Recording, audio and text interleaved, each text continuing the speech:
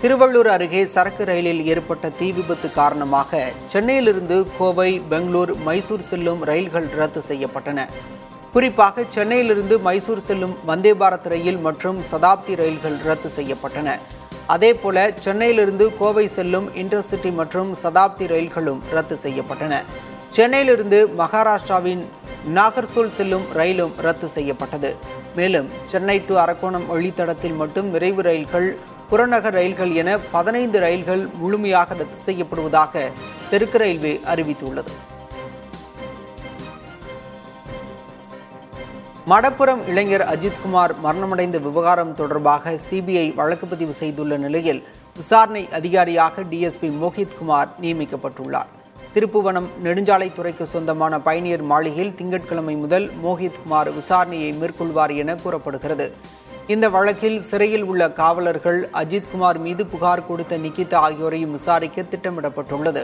தென்மண்டல காவல்துறை தலைவர், சிவகங்கை எஸ்பியாக இருந்த ஆஷிஷ் ராவத், விசாரணை அதிகாரி ஏடிஎஸ்பி சுகுமாரன் ஆகியோரிடமும் விசாரிக்க உள்ளதாக தகவல் வெளியாகியுள்ளது. ஆகஸ்ட் 20ஆம் தேதிக்குள் விசாரணை அறிக்கை தாக்கல் செய்ய நீதிமன்றம் உத்தரவிட்டுள்ளதால் சிபிஐ விசாரணை வேகமெடுக்கும் என எதிர்பார்க்கப்படுகிறது. காவல் நிலைய மரணங்களை கண்டித்து சென்னையில் தாவேகா ஆர்ப்பாட்டத்தில் கலந்து கொள்ள செல்ல தயாராக இருந்த நிர்வாகிகள் காஞ்சிபுரத்தில் கைது செய்யப்பட்டனர்.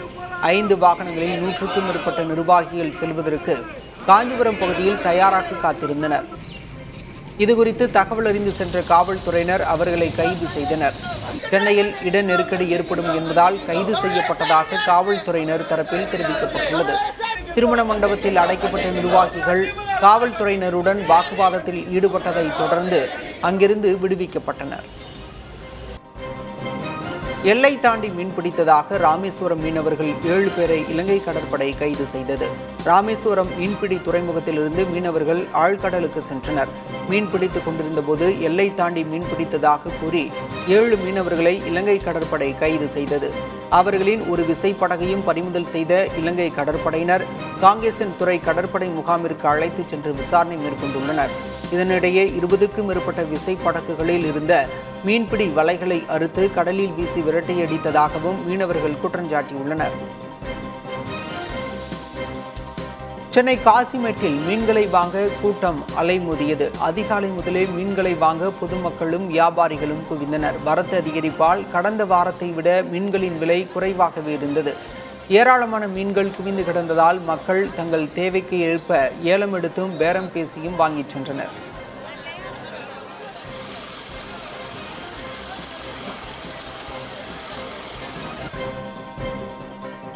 மேட்டூர் அணைக்கு நீர்வரத்து குறைந்ததால் 16 கண் மதகு வழியாக திறக்கப்பட்ட உபரி நீர் நிறுத்தப்பட்டது. காலை நிலவரப்படி வினாடிக்கு 30,500 கன அடியாக இருந்த நீர்வரத்து 22,500 கன அடியாக குறைந்தது. இதன் காரணமாக கடந்த 15 நாட்களாக 16 கண் மதகு வழியாக திறக்கப்பட்டு வந்த உபரி நீர் வெளியேற்றம் நிறுத்தப்பட்டது.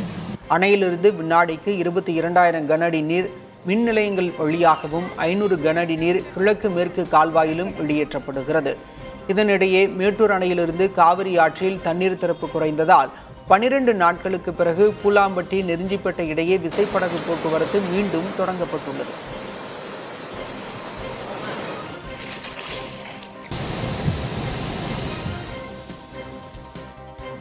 காவிரி நீர்பிடிப்பு பகுதிகளில் மழை குறைந்ததால் கர்நாடக அணைகளிலிருந்து நீர் திறப்பு குறைந்துள்ளது. இதனால் தமிழக எல்லையான பில்லிகுண்டுலுவுக்கு நீர்வரத்து வினாடிக்கு 28,000 கன அடியிலிருந்து 24,000 கன அடியாக சரிந்துள்ளது. இருப்பினும் பாதுகாப்பு கருதி ஒகேனக்கல் அருவியில் குளிப்பதற்கு தடை நீட்டிக்கப்பட்டுள்ளது.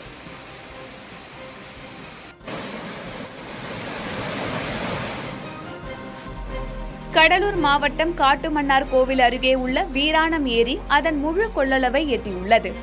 ஏரிக்கு வினாடிக்கு 1,215 கன அடி நீர் வடவாறு வழியாக வந்து கொண்டிருக்கும் நிலையில் 47.5 அடியை எட்டியுள்ளது.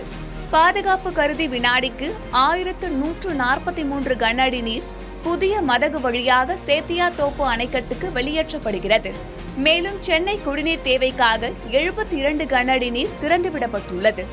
முழு கொள்ளளவை எட்டிய வீராணம் ஏரி கடல் போல் காட்சியளிப்பதை புதிய தலைமுறை பிரத்யேகமாக கழுகு பார்வையில் பதிவு செய்துள்ளது.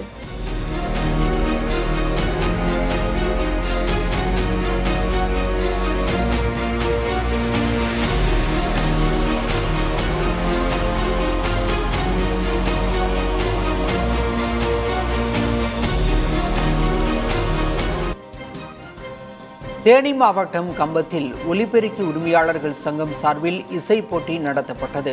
இதில் பல்வேறு பகுதிகளிலிருந்து கொண்டுவரப்பட்ட ஒலிபெருக்கிகளின் பாடல்கள் இசைக்கப்பட்டன. எந்த ஒலிபெருக்கிலிருந்து நீண்ட தூரத்திற்கு பாடல் தெளிவாக கேட்டதோ அவர்களே வெற்றியாளர்களாக அறிவிக்கப்பட்டனர். அழிவின் விளிம்பில் இருக்கும் கூம்பு வடிவ ஒலிபெருக்கிகளை காப்பாற்ற இந்த போட்டிகள் நடைபெற்று வருகின்றன.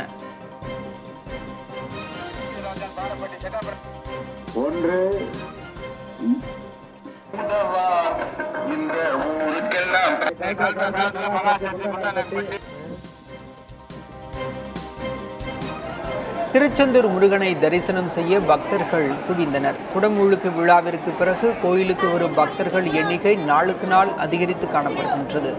கோயில் முன்பு உள்ள கடலில் புனித நீராடிய பக்தர்கள் நீண்ட வரிசையில் காத்திருந்து தரிசனம் செய்தனர். பொது தரிசனம், 100 ரூபாய் கட்டண தரிசனம் மற்றும் முதியோர்களுக்கான சிறப்பு தரிசனம் என அனைத்து வரிசையிலும் பக்தர்களின் கூட்டம் அலைமோதியது.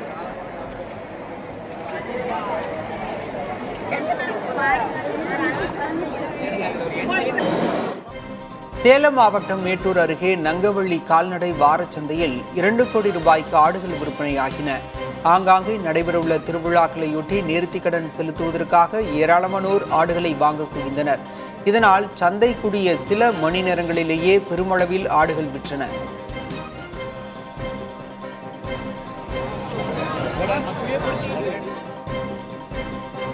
மதுரை மீனாட்சி அம்மன் கோயிலில் இன்று மாலை முதல் நாளை முழுவதும் பக்தர்கள் வழிபட அனுமதி இல்லை என கோயில் நிர்வாகம் சார்பில் தெரிவிக்கப்பட்டுள்ளது.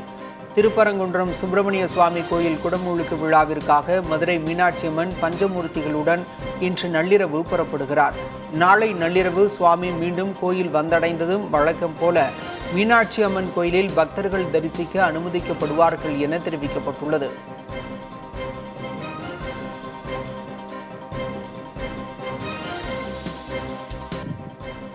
காஞ்சிபுரத்தில் சமையல் எரிவாயு சிலிண்டர் வெடித்து ஏற்பட்ட தீ விபத்தில் ஒரே குடும்பத்தைச் சேர்ந்த 4 பேர் படுகாயமடைந்தனர். அரசன் தோட்ட தெருவைச் சேர்ந்த மோகன்ராஜ், மணிமேகலை தம்பதியினர் வீட்டில் அடுப்பை பற்ற வைத்தபோது எரிவாயு கசிவு காரணமாக சிலிண்டர் வெடித்து விபத்துக்குள்ளானது. இந்த விபத்தில் 5 மாத கர்ப்பிணியான மணிமேகலை மற்றும் அவரது மகள் கிருபாஷினி ஆகியோர் பலத்த காயமடைந்தனர். மாமியார் கோமலா மற்றும் மாமனார் சீனிவாசன் ஆகியோர் லேசான காயங்களுடன் தப்பினர். சேலத்தில் மாணவிகளுக்கு பாலியல் தொல்லை கொடுத்த அரசு பள்ளி ஆசிரியர் கைது செய்யப்பட்டார். பள்ளியில் படிக்கும் மாணவர்களுக்கு ஆசிரியர் தங்கவேல் என்பவர் பாலியல் தொந்தரவு கொடுத்ததாக குற்றச்சாட்டு எழுந்துள்ளது. இதையடுத்து போக்சோ சட்டத்தின் கீழ் ஆசிரியர் கைது செய்யப்பட்டு சிறையில் அடைக்கப்பட்டார்.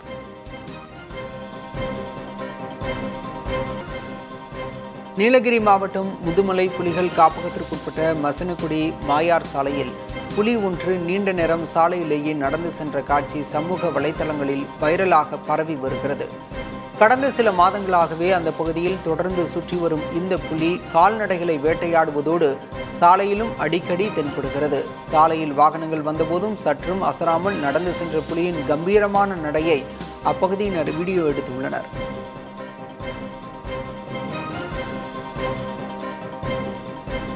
தேனி மாவட்டம் ஆண்டிப்பட்டி சந்தைப்பட்டியில் வாழை இலை விலை கடுமையாக உயர்ந்துள்ளது.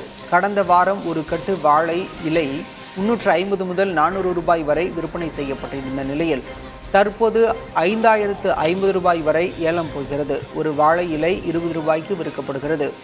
ஆனி மாதத்தில் தொடர்ச்சியாக 2 முகூர்த்த நாட்கள் வருவதாலும் பலத்த காற்றின் காரணமாக வாழை இலை வரத்து குறைந்ததாலும் விலை உயர்ந்துள்ளதாக வியாபாரிகள் கூறியுள்ளனர். சிவகங்கை மாவட்டம் திருப்பத்தூர் அருகே இரட்டை மாட்டுவண்டி எல்லை பந்தயம் உற்சாகமாக நடைபெற்றது. திருப்பத்தூர் பொன்னமராவதி நெடுஞ்சாலையில் நடுமாடுகள் பிரிவில் 18 ஜோடிகளும் சிறிய மாடுகள் பிரிவில் 35 ஜோடிகளும் என மொத்தம் 53 ஜோடி மாடுகள் பங்கேற்றன. சீறி பாய்ந்து சென்ற மாட்டு வண்டிகளை ஏராளமான பார்வையாளர்களும் ரசிகர்களும் உற்சாகத்துடன் கண்டு ரசித்தனர். வெற்றி பெற்ற மாட்டு வண்டி உரிமையாளர்களுக்கும் சாரதிகளுக்கும் ரொக்கப் பரிசு மற்றும் கோப்பைகள் வழங்கப்பட்டன.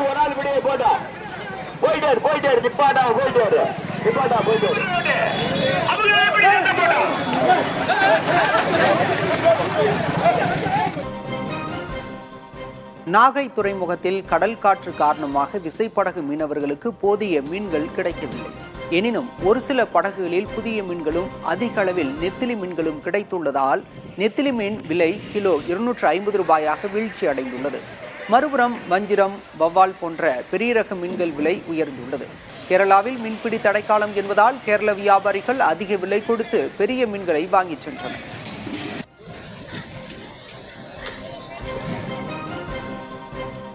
ஆம்பூர் அடுத்த குமாரமங்கலம் ஊராட்சி மன்ற தலைவர் முனிசாமியின் காசோலை அதிகாரம் பறிக்கப்பட்டதற்கு எதிர்ப்பு தெரிவித்து வார்டு உறுப்பினர்களுடன் தர்ணா போராட்டத்தில் ஈடுபட்டார்.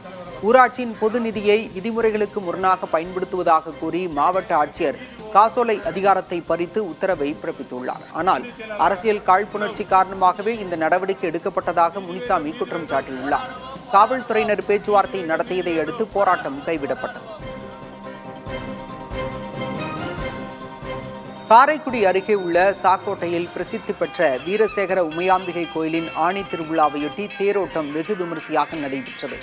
புதுவயல், சாக்கோட்டை, கோட்டியூர், காரைக்குடி, சிவகங்கை உள்ளிட்ட சுற்றுவட்டார பகுதிகளைச் சேர்ந்த ஆயிரக்கணக்கான பக்தர்கள் கலந்து கொண்டு தேரை படம் பிடித்து இழுத்து சுவாமி தரிசனம் செய்தனர்.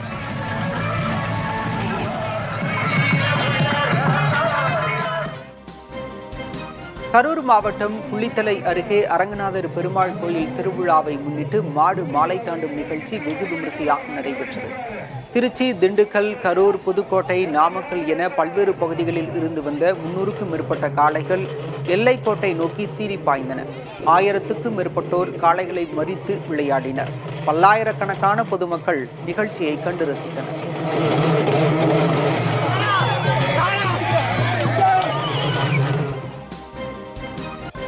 உலக பிரசித்தி பெற்ற காஞ்சிபுரம் வரதராஜ பெருமாள் கோயிலில் இன்று மாலை 5 மணி வரை மூலவர் தரிசனம் ரத்து செய்யப்பட்டுள்ளது.